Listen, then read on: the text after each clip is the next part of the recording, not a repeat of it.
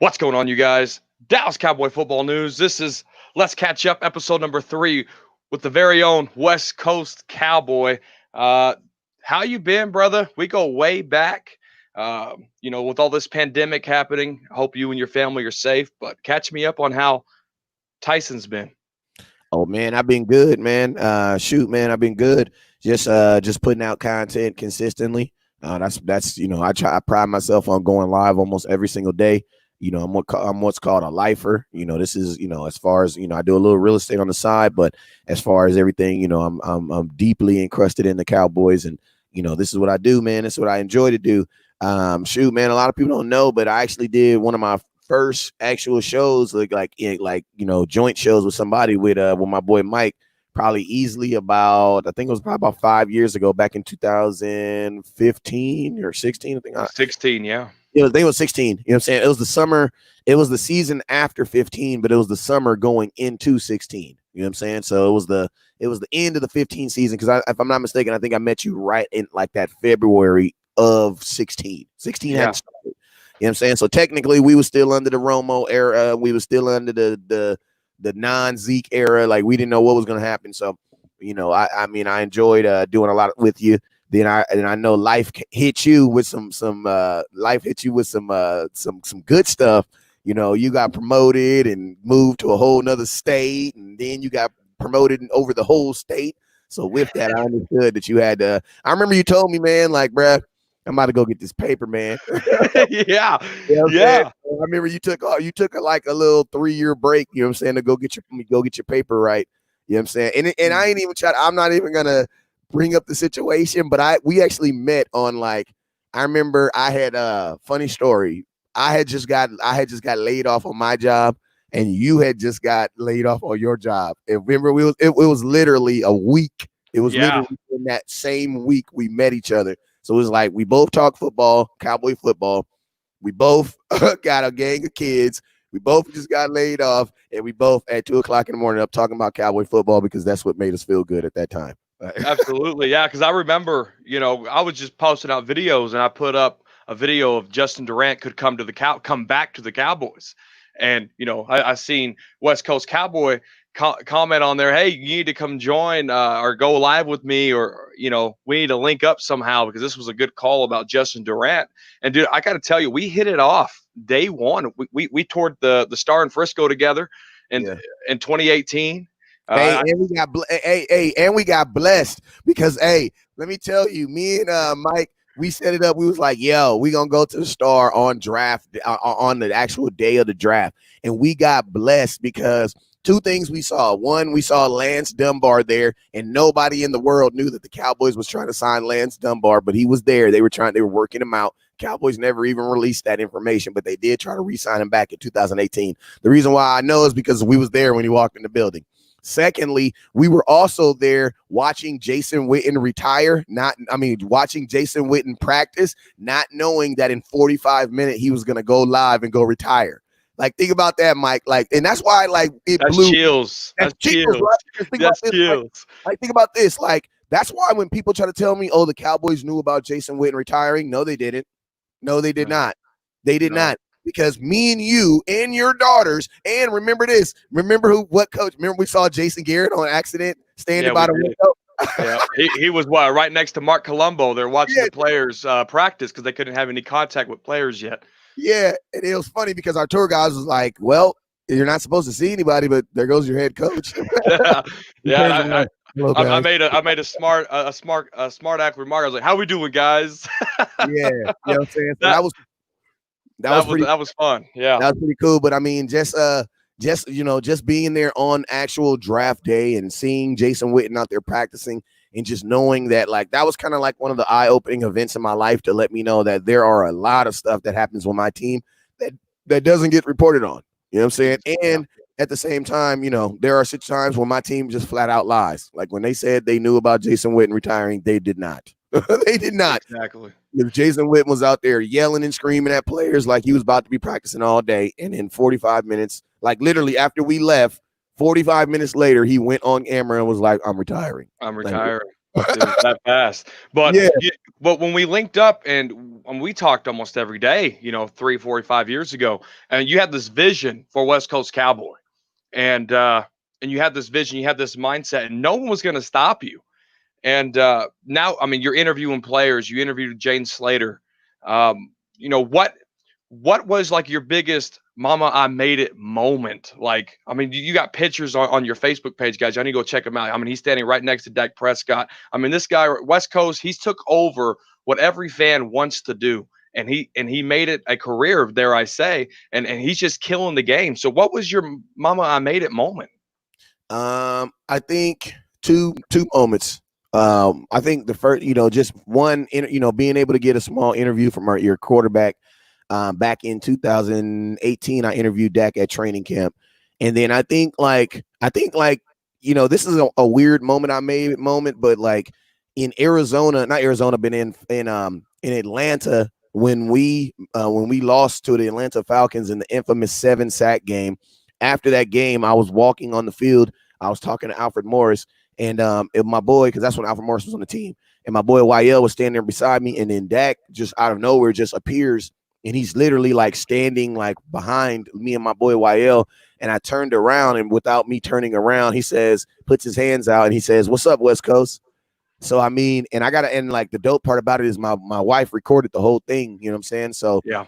Even though, Dak Prescott was obviously coming up to the group of people to talk to, because I was talking to Alfred Morris, I was talking to a bunch of, players right there. So, I'm assured that he was not directly coming up to speak to me. But the fact that when I turned around and was like, like, "What's up?" You know what I'm saying? Like, Yeah. he was just like, "What's up, West Coast?" And then just entered into his conversation. That was a pretty big moment, you know what I'm saying, for myself. And then my next moment I would say was, this year, just, interviewing Jalen Smith and having him on the team and just having him, having his endorsement, just not as a blogger, but just having his endorsement as an individual and the things that I do. So just, player recognition, man. I think I try to stay humble, man. So I'm always surprised when somebody says like, "Yo, I'll do this," or, like today, you know what I'm saying? I was humbled by you hitting me up like, "Yo, man, like I want to get you on the show, blah, blah, blah," man. Like, that's pretty dope. You know what I'm saying? I appreciate that. Because doing this Let's Catch Up series, I want to do everybody that I've done work with in the past and just catch up because I mean, you're busy. We talked maybe a matter of 30 seconds at training camp last year. And, if you ever see West Coast at training camp, I mean, the guy is moving. He wants to get the best footage for you. He wants to get the best interviews for you. I mean, West Coast is the example of the dream Cowboy fans want to live, man. So I give you all props in the world, dude. You are out there grinding. Hey, with you saying all that, I gotta give a shout out to my wife, man, because I'm gonna tell you, in this industry, not even just industry, but it's in the dream building business. You know what I'm saying? Because this was my dream and I had to go build it. And the dream building business, man, you gotta have a woman that understands the direction that you're trying to go, man. Because we spend, ain't too many women going to spend their whole vacation at a training camp. You know what I'm saying? Yeah. But like we always find cool ways to make the Cowboys sound entertaining and make our wives say, "You know what? Let's go to Dallas in June when it's going to be 117 degrees and walk around a practice facility. That sounds so much fun." Yeah. But a lot of Yeah. times it'd be fun for them. Yeah. And I know your wife from afar, and she's been there every step of the way with you day one. And y'all got to share a lot of moments. Like you brought up her filming you talking to Dak and taking that picture with Dak. I mean, that's just incredible. That's great bonding. And I try to interpret that with my family. They've been to training camp, they've been to the giraffe. Hopefully, They was there that day. They was there yeah. that day. Liberty and them was there that day. Yeah, so hopefully, I can take, because Liberty's been to plenty of Cowboy games, but I'm hoping I can take my daughters to, go experience, Cowboys football. But Diana, she's my youngest. She's a big Dak fan, and when I happen to yell at Dak at the TV, she yells at me, "Quit yelling at Dak," and and Dak gave her an autograph last year training camp, and ever since then, she is Dak. Yeah. Galore. Like she loves Dak. Hey, I'm gonna tell you guys something about this team that a lot of people don't know, but this team is definitely a team that acknowledges the younger fans, like Jerry Jones. And I ain't even gonna say Jerry Jones because I know this was Jason Garrett. Like Jason Garrett over the last 2 years that he was there, at training camp, you had no choice to go but to go interact with the fans. Like at the end of, you remember at practice, like literally they have a guy standing there with a big old box. You know what's in that box? Black Sharpie markers. Yeah. And they don't care who you are. Jalen Smith, Dak Prescott, it don't matter who you are. You're going to hit that fence and you're going to acknowledge these fans. If not, you're going to acknowledge these young fans.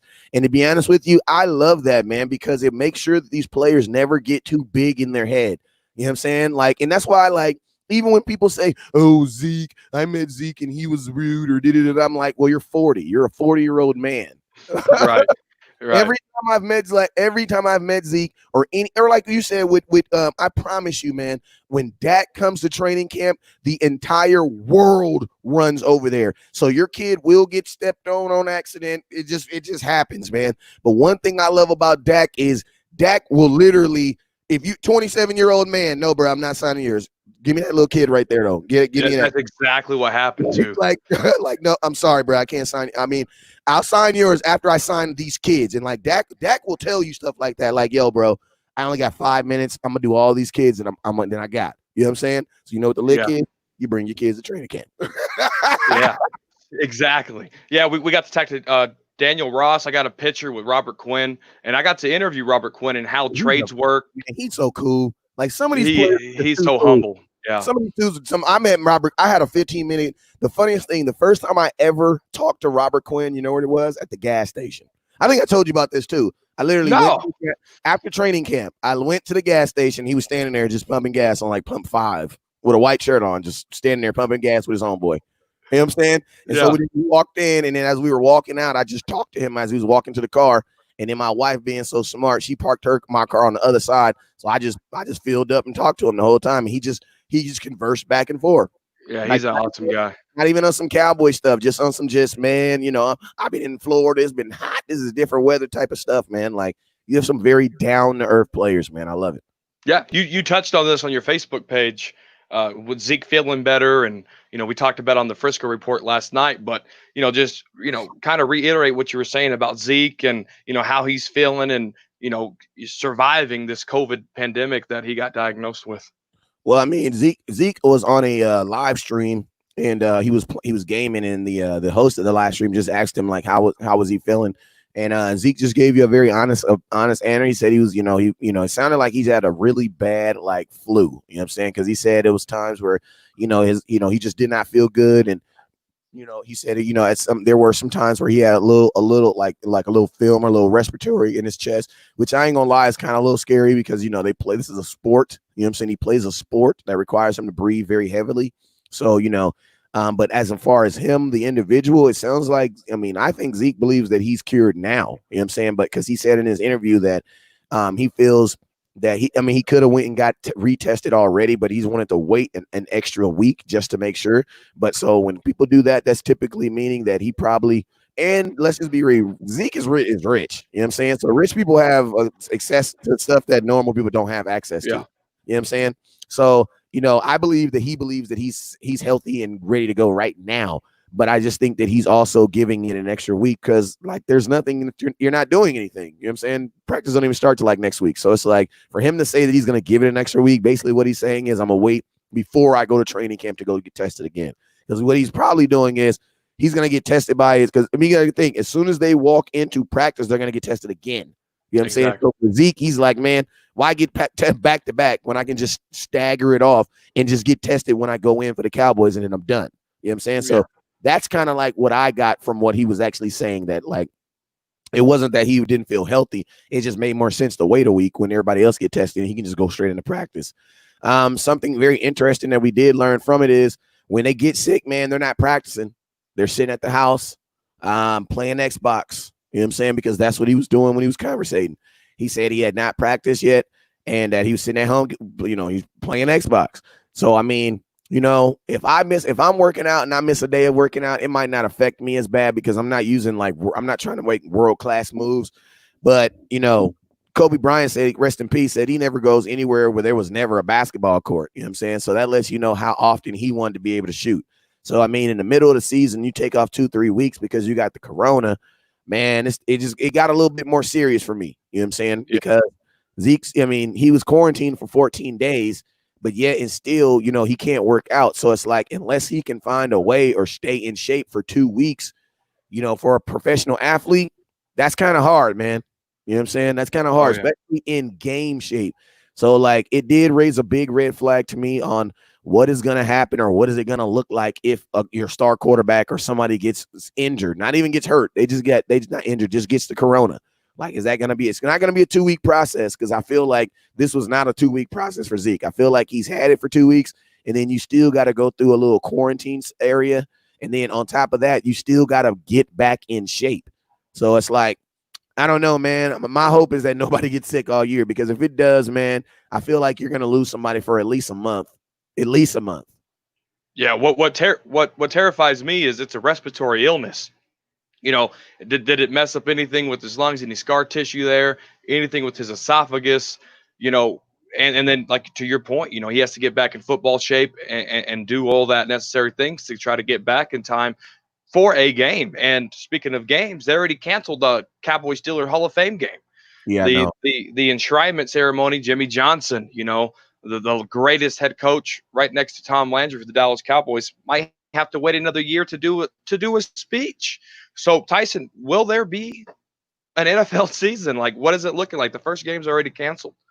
Yeah, I believe there's going to be a season. There's way too much money involved. I'm actually doing a series right now on what the season could possibly look like. If you want to know like what football might look like, you can start looking at European soccer, because European soccer is already back in. They have like the MLS doesn't start till the 8th, but international gameplay has already started. And like, there's like, I was watching this game the other day, and it was I was literally just watching it because I wanted to see what was going on. But it was I forget the name of the teams that were playing, but literally, like, it looked like, I don't know if you guys played Madden back in the day, but you guys, or even Madden today, when somebody scores, you look in the cloud and it has the crowd, and it has like that digital, it has like the digital stand, the fans there. Yeah, that's all what doing the same motion. Yeah, all doing the same motion. That's basically what they're doing, in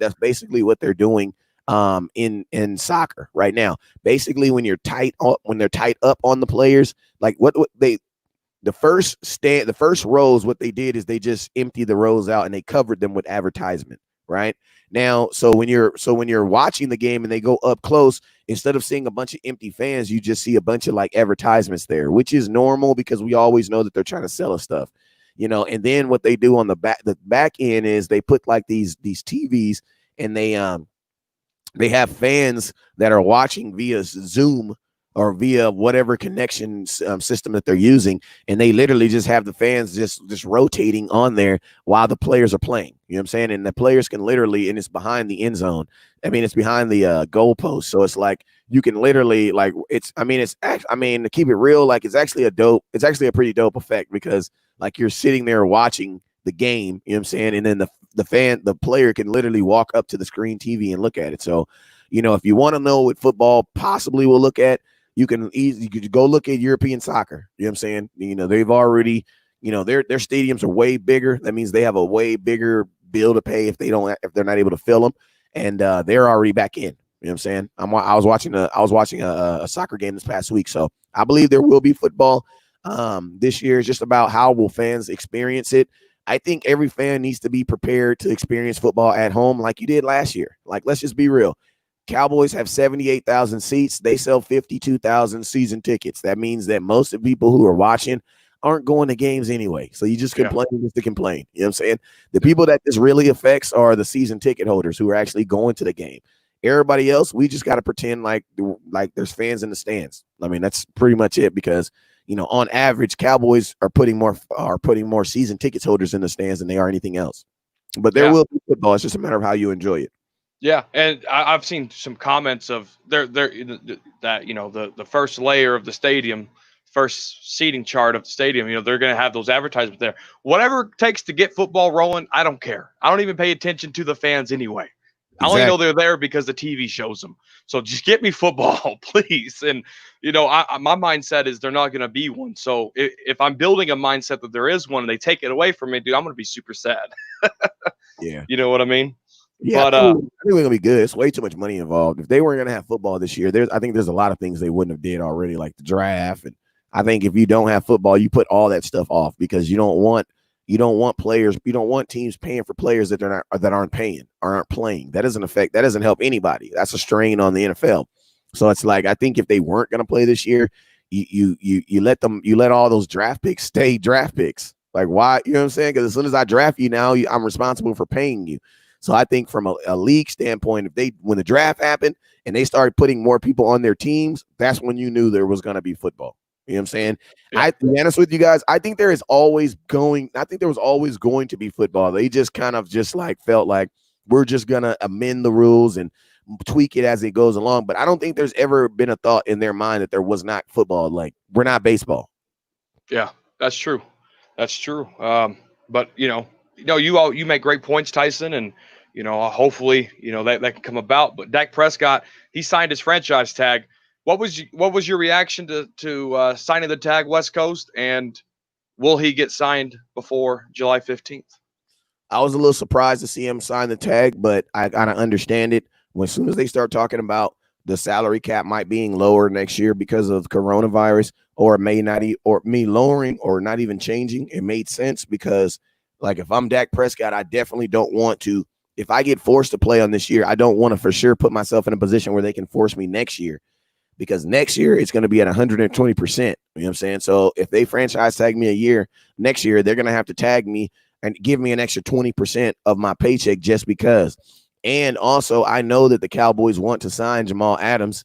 So with me knowing that they want to sign Jamal Adams, the best thing I can do is put a roadblock in it, because then, if they want to sign Jamal Adams, they're going to have to sign me first. You know what I'm saying? So yeah. I think that also makes the Dallas Cowboys kind of like weigh their options and weigh their seriousness of pursuing somebody else, because that would be crazy to trade for Jamal Adams, even though their paychecks don't affect each other. You know what I'm saying? Because Jamal Adams said that he will play on his rookie deal. I think they want, now that you've gotten Dak on the franchise tag, you can trade for Jamal Adams right now. You know what I'm saying? But I think it still puts a little undue pressure that the Cowboys didn't want, on him. But that's just your quarterback being smart, man. Nice. But I like it though. It guarantees we have a quarterback for 2020. And do I believe he gets signed before July 15th? No, I believe he gets signed on July 15th, because with him signing the franchise tag, it doesn't benefit them to sign him early. You know what I'm saying? Now, what benefits him is to try to get either get him on an extension. Try to get him to extend by the 15th, or just make him play that last year out. You know what I'm saying? But yeah. Jerry Jones doesn't want him. Jerry Jones doesn't want him to play, or was not happy. Even though they're happy about him signing the franchise tag, I know they know the reason why he did it. So I know in that aspect, it's going to get some stuff done, because now they got to get moving, because now there's a real deadline going. Yeah, there is a real deadline going. And, that July 15th day, that's important for both sides, I think. But I haven't even talked to you about Mike McCarthy and the era change, and Jason Garrett going to New York Giants, be their offensive coordinator and stuff. But I'm not worried about them. What I'm worried about is our new head coach, Mike McCarthy, and all the staff he brought in. How excited are you knowing that we got a new era in Dallas? I'm extremely happy. The new era was, in my opinion, the new era wasn't necessarily in the signing of Mike McCarthy, because unfortunately we have had a bunch of head coaches. You know what I'm saying? I just think people remember, they're happy about Mike McCarthy. Your excitement for Mike McCarthy only determines your thoughts on Jason Garrett. If you thought Jason Garrett was the sole problem on why we didn't go to the playoffs last year, then you're ecstatically happy. You know what I'm saying? But if you're like myself and you believe that the guy who was actually calling plays actually had something to do with it, then you're still a little hesitant. You know what I'm saying? But I see it like this. I feel that there's a new change in Jerry, because Jerry Jones is allowing people to do stuff that nobody has ever done. No head coach has come in here and fired 15 other coaches. Most of these head coaches come in here and they got to deal with other guys that they've already done. I've never got that too. This is the only coaching staff where you can literally fire the head coach and then hire the new head coach, and he has to deal with all those guys' assistants. That's the weirdest situation ever. Every now in the NFL, when you fire a head coach, the head coach brings his own staff and quarterback, i.e. Arizona Cardinals. Yeah. He said, I want a whole new staff and a whole new quarterback. You know what I'm saying? So that's how much power these new coaches have. You know what I'm saying? And the fact that they were able to grant McCarthy something lets me know that just on the sheer part that we're gonna have change, because you got to think we had 16 coaches on staff, 15 got fired. So with that, you will have some change in 2020. That's just guaranteed. It's guaranteed. It's guaranteed you're gonna have some change. So it's just about, man, when it's good, it's golden, man. When it's good, it's golden. And I always say this statement: coaches don't have to coach until it's time to coach. You know what I'm saying? When you're blowing teams out, who knows how good of a coach he is? You won't know how good he's a coach until the Cowboys are in a pickle and he has to actually do some coaching. You know what I'm saying? Because that's when most folks didn't like Jason Garrett. You know what I'm saying? When it was time to coach, or when it was time to say, hey, man, we're down 10. Why are we punting with 6 minutes left on the clock? What are you doing? You know what I'm saying? Like, why are you trusting your defense to get the ball back? Like, what are you doing? You know what I'm saying? That's the time where you're going to see a coach. Like, hey, I'm a coach. I would rather my head coach come out there and say stuff like, hey, man, we went for that on that. Why? Because I wanted to win the game. Like, you know what I'm saying? Like, and a lot of the stuff that Jason Garrett would say, and you guys, and a lot of people don't know this, but I ain't gonna say I defend Jason Garrett, but I have empathy for him because I understand the position that he was in. But, you know what I'm saying? I feel like a lot of times Jason Garrett's mindset was he wasn't making decisions to actually win the game. He was actually making decisions to kind of stay in the game. You know what I'm saying? Like, we'll stay in the game and we'll win it at the end. No, bruh. We need a coach that's mindset is, I'm trying to win the game in the first quarter. You know what I'm saying? Exactly. Then in the first quarter, like the Cowboys, we don't ever play with a lead. You want to know why? Because we don't rarely have one. You know what I'm saying? Like, yeah, we don't really have a lead. You know what I'm saying? So it's like, you know, I want a coach who understands how to play with a league because he has one. You know what I'm saying? And if you're playing with a league, that also means that you're executing at the beginning of the game. Mike, I want to tell you something I kind of discovered and thought about, man. Like, whenever you start a football game, you always take about 3-4 days to build up your game plan and design so that you can execute on that first play and get some points, right? Right. Now imagine if you did that.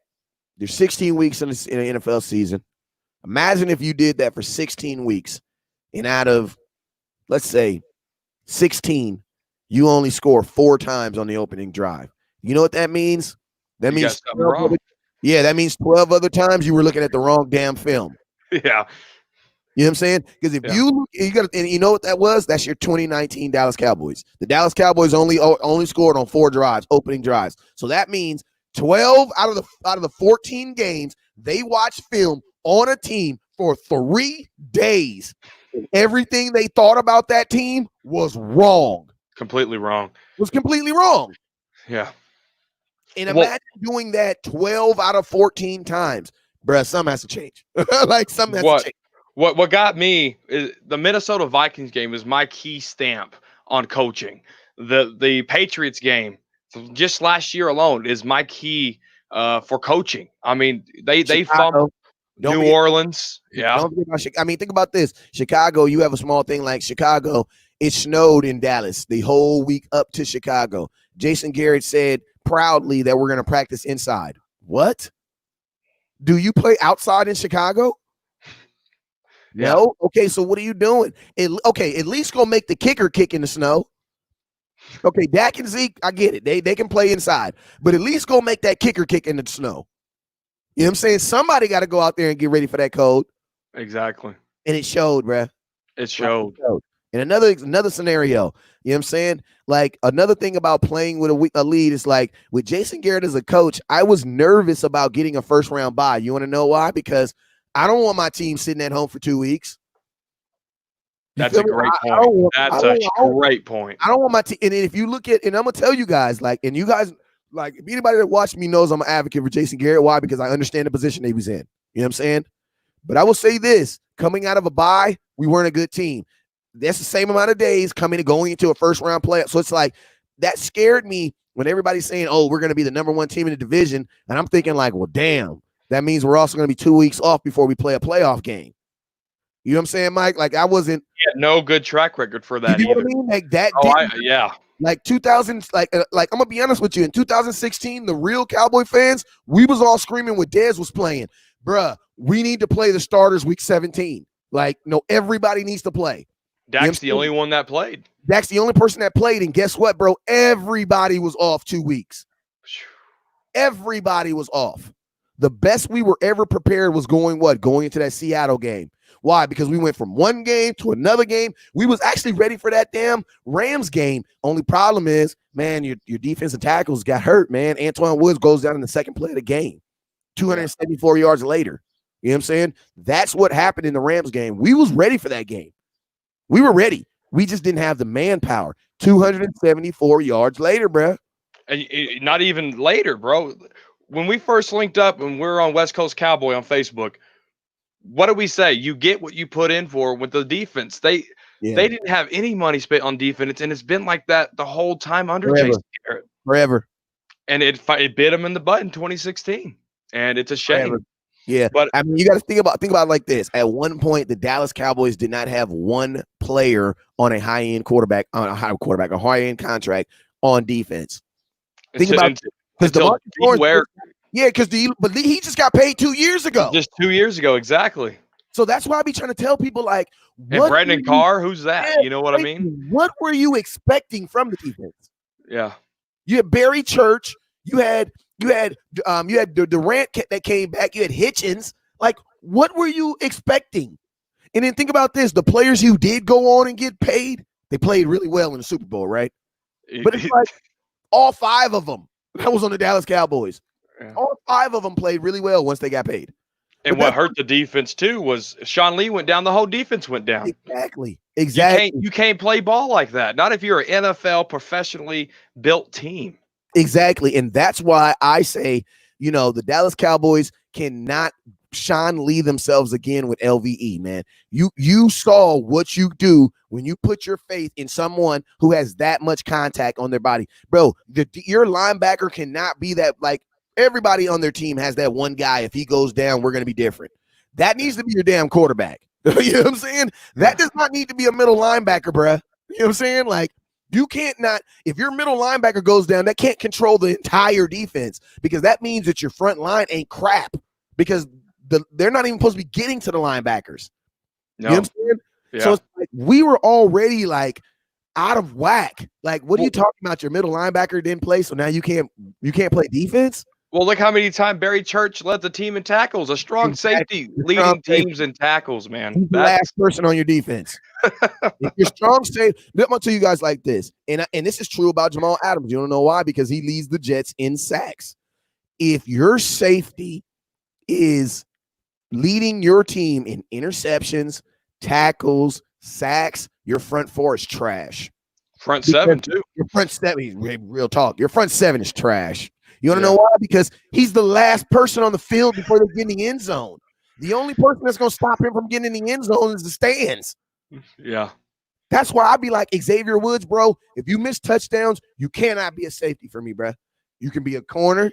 You can be a linebacker. You can be anything. But, bro, a safety, I don't need you to knock people's heads off. I need you to at least get your hand on people. That's why I didn't have a problem with Jeff Heath, because at least Jeff Heath would at least get your hand on you. Like Jeff Heath would at least get a hand on you. Would you carry him 3 more yards? Yes, he would. Yes, they would. Yeah. Jeff Heath will go for a ride, but he will at least get a hand on you. And that's what has to happen at the safety. That's why I say, man, you ask me, who would you take, Xavier Woods or Jeff Heath? I'd actually take Jeff Heath over Xavier Woods, because I know for a fact at least Heath is going to get a hand on somebody. You can't do that, man, and be missing tackles. No, great point. West Coast, I appreciate you. I know you got another show to do here within 30 minutes, guys. So if you're live right now, follow West Coast on the Facebook. Go ahead and plug that for me, West Coast. Make sure I get it right. Absolutely, man. You can type in anywhere, just West Coast Cowboy. Type that in on Facebook, type that in on YouTube, you can type it on Google. You just go to Google, type in West Coast Cowboy, and it's gonna come up. My Facebook page is gonna come up, my Instagram gonna pay up. It's all under one name. I got blessed to have one of those names that it's all under one name. So all you gotta do is type in West Coast Cowboy on Google, anywhere, and all my content will come up. West Coast Cowboy. Tyson, I appreciate everything you've done for the Cowboys fan base, for everything you're doing on your Facebook page, and keep grinding, keep doing you, brother. Let's not make it a whole year where we don't talk again. Absolutely not, man. Hey, I do Madden watches and stuff like that, and I ain't gonna lie, I do a lot of the stuff I do now is because, you know, like my boy, like I said, my boy Mike, we rocked that whole damn near like 2 years, you know what I'm saying? Until, like I said, until promotion. You know, sometimes you get promoted. Like, funny story, I got a next door. Don't get mad when I tell you this, but funny story, I got a next door neighbor who used to grow marijuana, right? And he got promoted. And he got a whole farm. Like, he got promoted, and his job said, because your new promotion, you can't smoke. And like every time I talk to him, I always think about Mike, because like Mike started off this great thing, and then the worst thing in the world that could have happened to Mike happened. He got promoted. Yeah, like, we almost had 200,000 followers. Yeah, it was a good thing, but the timing of it just sucked, because I'm like, Mike's like, bro, like, and then like not only did he get promoted, but you were like over an entire state, and then you were the youngest person over the entire state. So I remember, man, like I remember Mike telling me, like, bro, I gotta go in, I gotta lock in for a couple years, man, and like figure out what I'm gonna do, like, you know what I'm saying? So I just want to tell you, man, salute to you, you know, seeing you get promoted and seeing you go to like higher levels, and just knowing that like man, like I can literally, like, if you could tell somebody like, yo, man, there was a day where like a company let me go because they said blah blah blah blah blah, and now I'm the top salesman and the top, you know, area manager. And if you ever need a witness, all you got to do is say, hey, my boy West Coast was there, because somebody let me go that same week. It was a blessing though, because cell phones, cell phones, I mean, they're easy. And we were in the same industry. You were working for Verizon. I was working for a company I can't name because I sued him and won. Yeah. It was good stuff, man. It was good stuff. But Tyson, again, I appreciate you guys. This is the 3rd episode of Let's Catch Up with Tyson, the West Coast Cowboy. You guys take care. Make sure you share it. Go to his Facebook page. Show him some love. Let him know DCFN sent you guys. But it's always a pleasure, guys. Peace.